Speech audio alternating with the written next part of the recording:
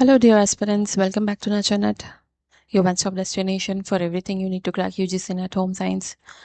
I'm here with another video और आज हम डिस्कस करने वाले हैं लिनन के बारे में। जैसे हमने लास्ट क्लास में कॉटन के बारे में डिस्कस किया था, उसकी मैन्युफैक्चरिंग प्रोसेसेस, प्रॉपर्टीज और एंड यूजेस, वैसे आज हम लिनन के बारे में बात करेंगे। Okay, let's get started.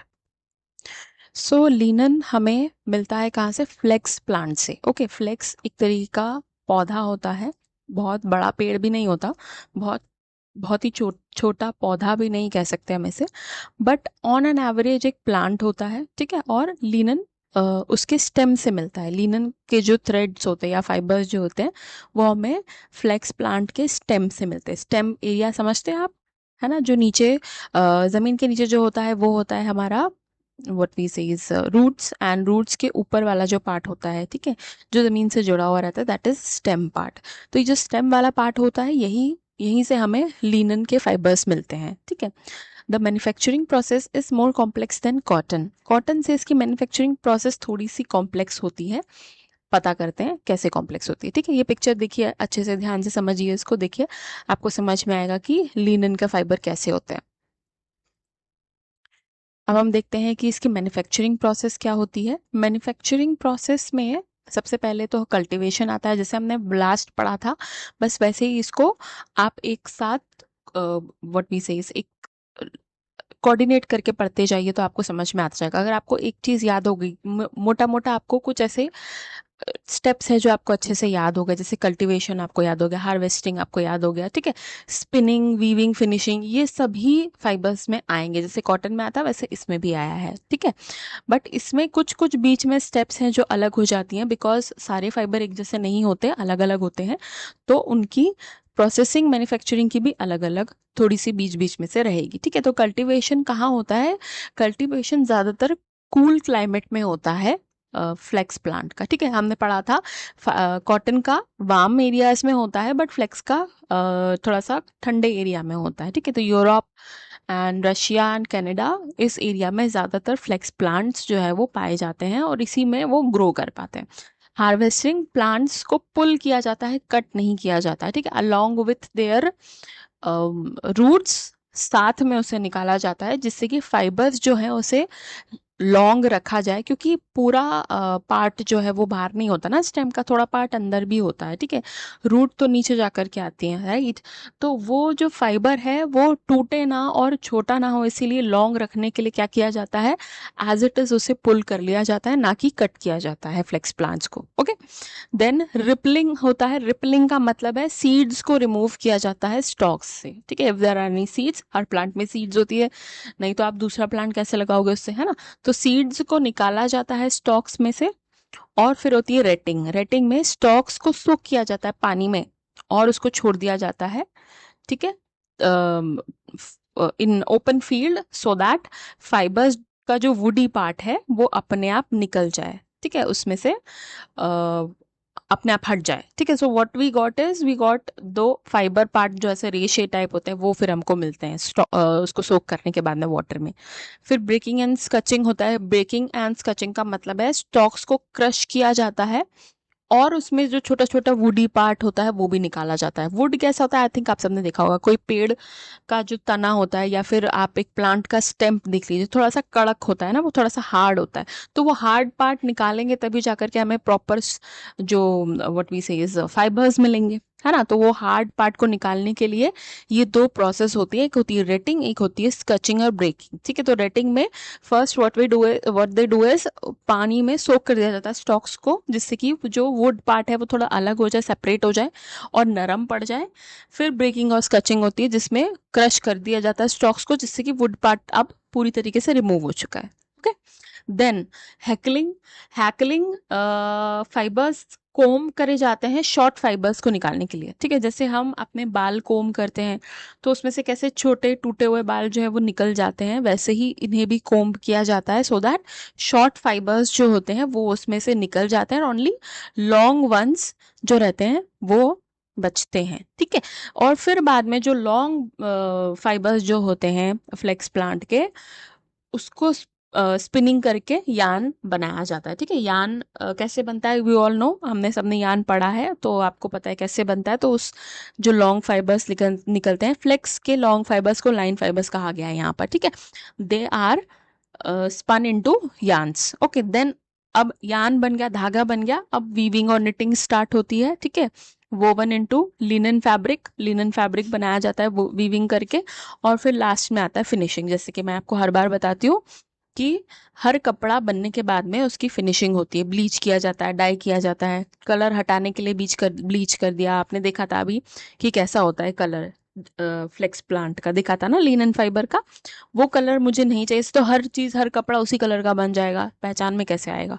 इसीलिए वो कलर हटा के वाइट कर दिया जाता है। ठीक है, अगर वाइट नहीं चाहिए दूसरा कलर कर दिया जाता है, और उसकी सॉफ्टनेस बढ़ाने के लिए अलग अलग इस तरीके से ट्रीटमेंट होते हैं। ठीक है, तो लाइन वाइज आप अब इसको याद कर लीजिए अपने फिंगर्स पे। 9 मैन्युफैक्चरिंग प्रोसेस है लिनन फाइबर की: cultivation, harvesting, rippling, retting, breaking, scutching, hackling, spinning, weaving, finishing. Okay, कई बार यूजीसी नेट के क्वेश्चंस कुछ इस तरीके से आते हैं कि आपको ऑर्डर में ये मैन्युफैक्चरिंग प्रोसेस को अरेंज करना होता है। ठीक है, तो इस तरीके से आपके पास में 4 ऑप्शन आएंगे, जैसे मैंने नीचे लिखा है ना, आपको ऊपर क्वेश्चन पूछा जाएगा कि arrange the manufacturing process of linen fibres. ठीक है, और नीचे ऐसे 4 ऑप्शन आ जाएंगे। कुछ ऐसे मान लीजिए वर्ड्स को आगे पीछे कर दिया जाएगा, फॉर एग्जांपल ब्रेकिंग को लास्ट में कर दिया, फिनिशिंग को पहले कर दिया, रेटिंग को बाद में कर दिया, ऊपर नीचे जंबल कर दिया जाएगा इन वर्ड्स को। ठीक है, और आपसे पूछा जाएगा, ऐसे 4 ऑप्शन आएंगे और आपसे पूछा जाएगा कि सही फ्लो क्या है, सही प्रोसेस क्या है। तो आपको पता होना चाहिए कि पहले कल्टीवेशन होता है, पहले उगाया जाता है, फिर हार्वेस्टिंग होती है। ठीक है, फिर रिपलिंग, फिर रेटिंग, ऐसे करके सारे जितने भी हम फाइबर्स आगे अभी पढ़ते जाएंगे वो सब आपको याद रखना है। ओके, अब हम देखते हैं प्रॉपर्टीज क्या होती है लिनन फाइबर्स की। अभी हमने लास्ट कॉटन की जो जो प्रॉपर्टीज देखी थी वही हम यहाँ भी देखेंगे। सबसे पहले अपीयरेंस देखेंगे, स्मूथ, लस्ट्रियस और क्रिस्प अपीयरेंस होता है इसका। ठीक है, व्हाट इज लस्ट्रियस? लस्ट्रियस यानी कि थोड़ा सा शाइनी सा, ठीक है, सुंदर दिखता है, शाइनी सा दिखता है थोड़ा सा, that is lustrous. And crisp is थोड़ा सा जैसे व्हाट वी सेज, वेफर्स कैसे क्रिस्प होता है, आप जब खाते हैं तो आवाज आती है उसमें से, है ना? तो क्रिस्प मतलब थोड़ा सा इसका जो कपड़ा होता है, अगर आप उससे थोड़ा सा मोड़ेंगे या उसे दोनों हाथ से पकड़ के खींचेंगे तो उसमें थोड़ी सी आवाज आएगी। ठीक है, थोड़ा सा क्रिस्प कपड़ा होता है। देन स्ट्रेंथ, स्ट्रेंथ ये ज्यादातर स्ट्रोंगर होता है कॉटन से, कॉटन से भी ज्यादा स्ट्रेंथ होती है इसकी, स्पेशली व्हेन वेट। अगर आप इसे गीला कर देंगे तो उसका स्ट्रेंथ जो है जो और बढ़ जाएगा। ठीक है, जैसे कि आई थिंक समवॉट कुछ कुछ कॉटन से मिलता जुलता है, बट कॉटन से ज्यादा है। एब्जॉर्बेंसी भी इसकी हाईली एब्जॉर्बेंट है, कॉटन की भी हमने देखी थी हाईली एब्जॉर्बेंट थी, और जल्दी सूख भी जाता है, ड्राइज फास्टर देन कॉटन, कॉटन से जल्दी सूखता है ये। ठीक है, कंफर्ट, कंफर्ट भी इसका भी काफी अच्छा है, कॉटन का भी काफी अच्छा था, हमने देखा था। जैसे वो भी ब्रीदेबल है, कंफर्टेबल होता है, वैसे ये भी cool, breathable, ideal for hot climates है। तो आई थिंक समर्स में हम लिनन के कपड़े भी पहन सकते हैं, है ना? ड्यूरेबिलिटी, बहुत ज्यादा ड्यूरेबल है, सिर्फ क्रीजेस जो है वो जल्दी पड़ जाती हैं, जैसे हमने कॉटन में देखा था उसमें भी क्रीजेस जल्दी पड़ जाती है, वैसे ही लिनन में भी क्रीजेस जल्दी पड़ जाती है। हीट रेजिस्टेंस है, withstand ironing at high temperature, high temperature पे विथस्टैंड कर सकता है। ओके, और हाई टेम्परेचर पे आप आयरन आयरन कर सकते हैं लिनन क्लोथ्स का। Chemical resistance, alkali, resistance to alkali है, damage in strong acids, same as of cotton, cotton का भी हमने यही पढ़ा था कि एसिड अगर डालेंगे तो खराब हो जाएगा, डैमेज हो जाएगा, एंड अल्कली से रेजिस्टेंस है। ठीक है, तो लास्ट क्लास में मैंने बताया था अल्कलीज और एसिड्स क्या होता है, ये आपका होमवर्क है। अब आप मुझे बताओगे कि अल्कलीज और एसिड क्या होता है, कमेंट सेक्शन में बताइए। फिर हम एंड यूजेस देखेंगे लिनन के क्या होते हैं। लिनन के एंड यूजेस में टेक्सटाइल्स और अपीयरल्स है, मैंने आपको टेक्सटाइल्स और अपीयरल्स का भी डिफरेंस बताया था। तो एक और होमवर्क है आप लोगों के लिए, आप मुझे टेक्सटाइल्स और अपीयरल्स में डिफरेंस बताएंगे कमेंट सेक्शन में। शर्ट, सूट, साड़ी, ड्रेसेस, समरवेयर, ये सब कुछ बन जाते हैं लिनन से, है ना? समरवेयर हमने लास्ट बात करी, क्यों? क्योंकि कि हाईली अब्जॉर्बेंट है ना, और ब्रीदेबल है। हाउस होल्ड यूजेस में table cloth, napkin, curtains, upholstery, bed sheets, ये सब कुछ बन जाता है। ठीक है, मुझे जहाँ तक आई नो लिनन से ज्यादातर table cloth, napkins and all बनाए जाते हैं, बिकॉज लिनन का कपड़ा थोड़ा सा मोटा होता है एज कंपेयर टू कॉटन। ठीक है, cotton fabric is thinner as compare to linen fabric, because ये जो फाइबर्स जो होते हैं लिनन के, वो एज कंपेयर टू कॉटन थोड़े बड़े होते हैं। हमने भी पढ़ा ना, बड़े वाले जो फाइबर्स होते हैं उन्हें ही रखा जाता है, छोटे वाले निकाल दिए जाते हैं। ठीक है, तो इसीलिए टेबल क्लॉथ हो गया, बेडशीट्स हो गया, कर्टन्स हो गया, ज़्यादातर ये बनाए जाते हैं लिनन से ही, और लिनन के ही यूज़ किए जाते हैं। ठीक है, बिकॉज एक तो उनकी एब्जॉर्बेंसी बहुत अच्छी होती है, दूसरी चीज़ की इनके अगर फाइबर्स ज़्यादा हैं तो बड़ा कपड़ा इजीली बन जाता है, धागा भी अच्छा मिल जाता है। ठीक है, इंडस्ट्रियल यूजेस में robes, sail cloth, canvas, bags, ये सब कुछ बनता है। लग्जरी आइटम्स में हाई क्वालिटी ड्रेसेस बन जाती हैं, हैंकरचीफ्स बनते हैं, फाइन एम्ब्रॉयडरी बेसेस बनता है इसका। ठीक है, एम्ब्रॉयडरी बेस बहुत अच्छा है, जैसे मैंने आपको बताया था कि कॉटन के कपड़े से ये थोड़ा सा मोटा होता है, तो एम्ब्रॉयडरी का बेस काफ़ी अच्छा बनता है। तो as compare to cotton fabric, अगर आप लिनन फैब्रिक में एम्ब्रॉयडरी करेंगे तो आपको ज़्यादा अच्छा रिजल्ट मिलेगा और इजी भी होगा एम्ब्रॉयडरी करना उस पर। ठीक है, देन ब्लेंड्स का मतलब है कि मैंने बताया था आपको कि मैं दूसरे कौन से फाइबर्स के साथ में मिक्स करके या दूसरे यार्न के साथ में मिक्स करके मैं इसका फैब्रिक बना सकती हूँ। तो often mix with cotton, linen और कॉटन को मिक्स किया जाता है। ठीक है, बिकॉज समवट सेम है दोनों की प्रॉपर्टीज, है ना, तो इजीली मिक्स भी हो जाता है और कपड़ा जो है वो काफ़ी अच्छा हमें निकल के मिलता है। वूल के साथ मिक्स हो जाता है, सिंथेटिक फाइबर्स के साथ हो सकता है सॉफ्टनेस और रिंकल रेजिस्टेंस बढ़ाने के लिए। ठीक है, अब आप ध्यान से देखो ये पिक्चर। देखो यहाँ पर मैंने सबसे पहले जो पिक्चर लगाई है यह है फ्लेक्स प्लांट की। ठीक है, फ्लेक्स प्लांट कुछ ऐसे होते हैं, मैंने आपको बताया था ना, ज्यादा बड़े भी नहीं होते, बहुत ज्यादा छोटे भी नहीं होते, और इनको साथ में इनके रूट्स के साथ ही इन्हें पुल किया जाता है सो दैट जो फाइबर है उसका लेंथ छोटा ना हो। ठीक है, फिर उसके बाद में इस तरीके से इसका धागा बनता है, यार्न बनता है। ये देखो आप ट्विस्ट किया हुआ है यार्न, फाइन और छोटा भी बनता है, ये तो बड़ा वाला मैंने फोटो लगाया हुआ है ताकि आपको अच्छे से समझ में आए।